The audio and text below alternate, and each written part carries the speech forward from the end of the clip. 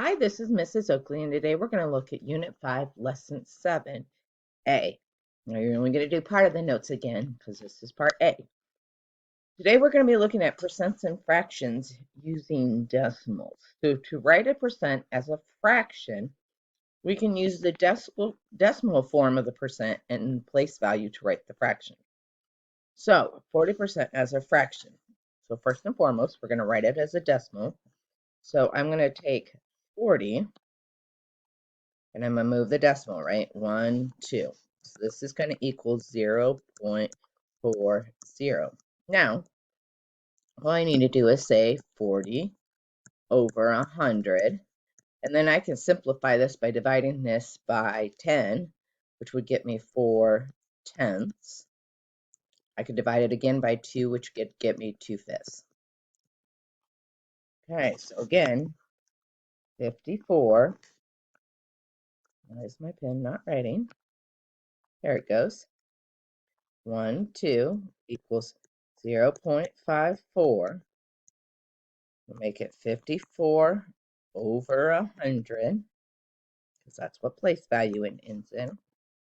I could divide this by 2, would give me 27 over 50. Okay, here again, 8, 1, 2. So this would get me 0.08. or 8 over 100.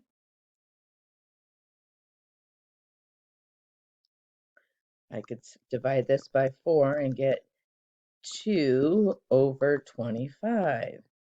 Great job. All right, let's continue. Here we go. 160. 1, 2 would equal 1.60, which would then be 1 whole and 60 over 100. Or I could divide both of these by 20. And it would equal 1 3/5. Okay, 62.5. 1, 2 would be 0.625. So it would be 625 over 1,000. But we need to get it over 100, so we're going to divide it by 10. Which would make it 62.5 over 100. All right, great job. All right, I want you to work out these two and then come back and see what you got.